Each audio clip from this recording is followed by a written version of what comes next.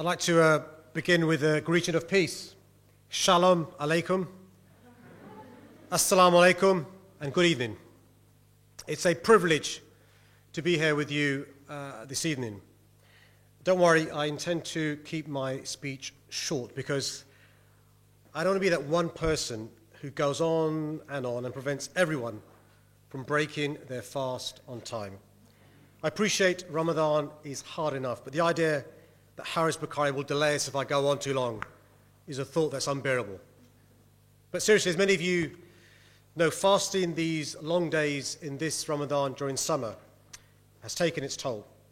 Personally, I know I've lost a few inches. I was 6'2" when Ramadan began.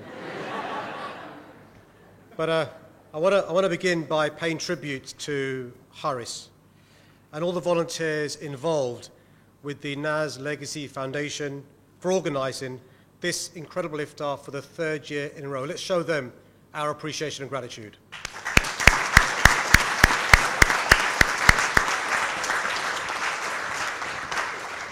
I also want to thank the Chief Rabbi, the Bishop of London, and His Eminence, Cardinal Vincent Nichols, for their inspiring words. You know, to have just one of these speakers would have been an amazing achievement for the legacy, but also a privilege for us. To have all three speakers on one night is inspiring for all of us. And also, I want us to show our appreciation for the management at St. John's Wood Synagogue for kindly hosting us here tonight as well.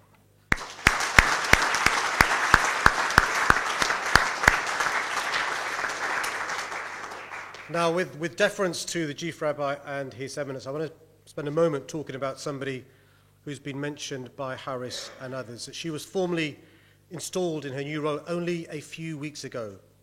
And so I do want to say and echo how fantastic it is to have the first female Bishop of London, the Right Reverend Dame Sarah Mullally, here with us this evening. Let's show her our love as Londoners.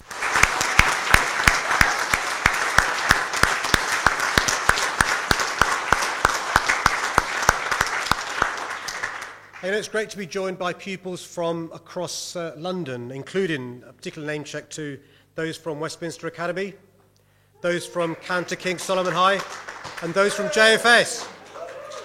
I'm delighted. So many young Londoners are a part of this iftar because, as Mayor, I always enjoy spending time with young Londoners and listening to what you have to say. Whenever I do it, it fills me with optimism because you're so much open-minded, you're so much more progressive in your outlook than even the previous generation that came before you. For many, the very ideas of a mayor of Islamic faith, a Christian cardinal, the Bishop of London, being with the Chief Rabbi in a Jewish place of worship during the month of Ramadan to break a Muslim fast would be completely alien, incomprehensible even. And yet, for you, for young Londoners, it need not be. It need not be a rarity, but a reflection of everyday life in a city as cosmopolitan and diverse as ours. This is the reality of the 21st century London, a city where we don't just tolerate each other's differences, but we respect, we celebrate, and we embrace them. And it should be a huge source of pride to all of us that here in our city, we have people from all ages, all faiths, and backgrounds coming together to break bread and to break our fast too. Tonight is a perfect illustration of that spirit of unity and that sense of inclusion that truly defines us as Londoners. And that makes our city, and I'm sorry, Haris, for those friends in Manchester, the greatest city in the world. For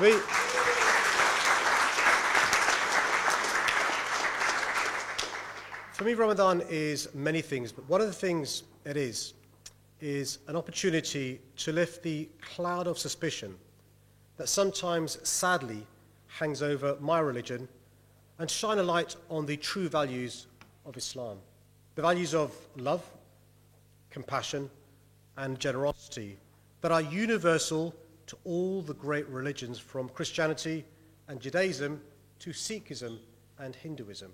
For Muslims, this holy month is about showing empathy for our fellow human beings, regardless of their religion, through fasting, prayers, and acts of charity.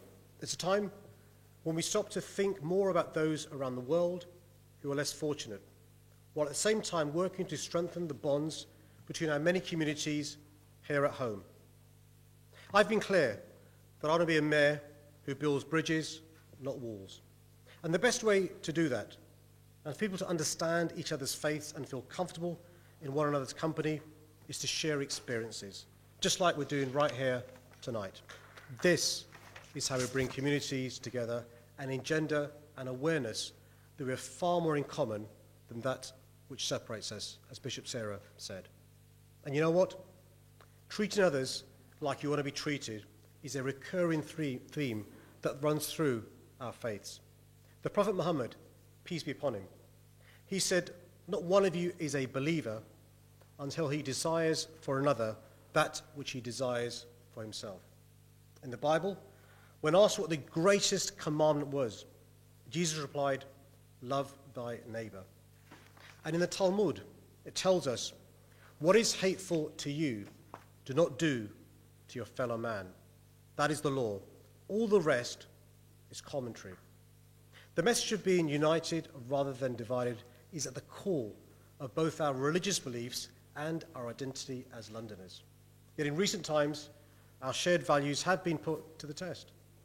There are extremist individuals and movements out there that have sought to drive a wedge between our communities and pit one group of Londoners against another.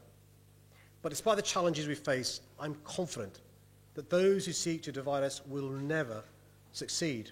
And what convinces me of this is you, our young people, because you reject the narratives of hate. You reject anti-Semitism and Islamophobia, and you reject all forms of racism and discrimination. You know that our diversity isn't a weakness, but our greatest strength, that it isn't a challenge to be managed, but an asset to be unlocked. And so when I see the power of your idealism and the clarity of your convictions, I know the future of our city and the future of our country is in safe hands. I look forward to the rest of the evening. I look forward to breaking my fast with you. Thank you, and shalom.